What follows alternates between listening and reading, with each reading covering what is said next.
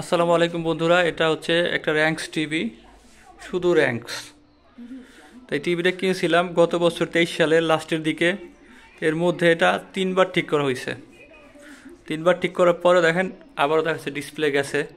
তো আপনারা যারা টিভি কিনতে চাচ্ছেন তারা টিভি কেনার সময় অবশ্যই এই লোগোটার দিকে খেয়াল রাখবেন যে এই ধরনের যদি টিভি কেনেন আপনার দেখা যাচ্ছে সার্ভিসিং সেন্টারে দৌড়িতে দৌড়িতেই সময় চলে যাবে। আর একবার যদি আপনি সার্ভিসিং সেন্টারে দেন তারা হচ্ছে 2 মাস পরে, 2 মাসের আগে আপনার সাথে কোনো কথা বলবে না। এর মধ্যে বলবে, খবর কল করলে বলবে যে আমাদের পার্টস আসে নাই, এইটা আসে নাই, সেইটা আসে নাই।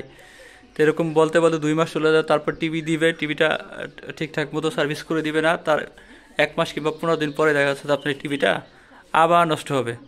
তো এরকম করে আমার এটা 3বার নষ্ট হয়েছে। এখনও দেখা যাচ্ছে আমার আরও একবার সার্ভিসিং সেন্টার নিতে হবে। আমার ওয়ারেন্টির মেয়াদ শেষ হওয়ার পর দেখা যাচ্ছে যে এরপর যদি আমি একটা কোনো কিছু ঠিক করতে যাই সেই ক্ষেত্রে আমার দেখা যাচ্ছে ডিসপ্লেটার দাম পড়বে 12,000 13,000। মানে মোটামুটি আপনারা এই জোড়াতালি দিয়েও 2 বছরের বেশি আপনারা কোনোভাবেই চালাইতে পারবেন না। তো ইতিমধ্যে দেখা যাচ্ছে বাবা মার মনে করেন অনেক গালাগালি খাইছি যে আমি এই ধরনের টিভি কিনলাম, কি জন্য র্যাঙ্কসের টিভি, আমি ভালো একটা টিভি কিনতাম। তো কি আর করা, কপালে যদি ভূমিতে থাকে ভাই সেটা তো হবেই। আপনারা দেখেন টিভি রিমোটটা কই দাও তো, ওই যে সোফার উপরে রিমোটটা দেখেন। এই রিমোটটা দিয়ে মনে করেন যে আমি টিভিটা বন্ধ করার চেষ্টা করি, এই দেখেন তাও বন্ধ হয় না। রিমোটে আলো জ্বলে কিন্তু হচ্ছে এখানে এখানে টিভিতে কাজ করে না। একবার সবগুলো গেছে, একবার প্যানেল মনে করেন যে এখানে যা আছে এই টিভিটার প্রতিটা পার্টসে পার্টসে হচ্ছে সমস্যা।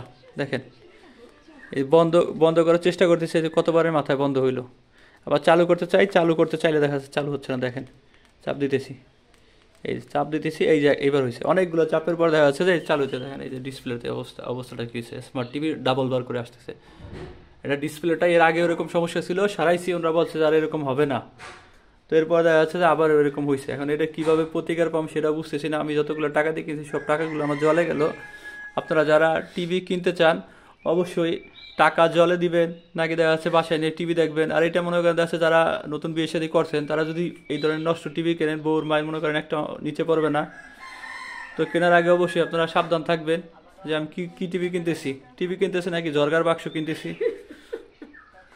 তো সবার কাছে একটাই অনুরোধ থাকবে, আপনারা র্যাঙ্কস টিভি কেনার আগে অবশ্যই এই বিষয়টা চিন্তা রাখবেন। আমার কথা হলে একবার ভাববেন যে আমি কি একটা অশান্তির মধ্যে আছি।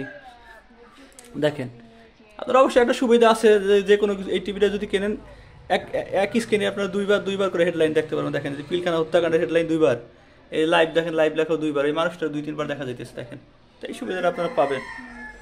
তো ধন্যবাদ সবাইকে। আর এখানে তারিখ দেখেন, তারিখও দেখা যাচ্ছে 11টা 23 বাজে। আজকে হচ্ছে 8ই মার্চ, হ্যাঁ 8 মার্চ, ওই যে একটু লেখা বোঝা যাচ্ছে। লাইভ হচ্ছে আপনাদের আপডেট দিলাম। তো আপনারা অবশ্যই আমার কথা মনে রাখবেন আর র্যাঙ্কস টিভি যত পারেন বর্জন করবেন। ধন্যবাদ সবাইকে, আল্লাহ হাফেজ।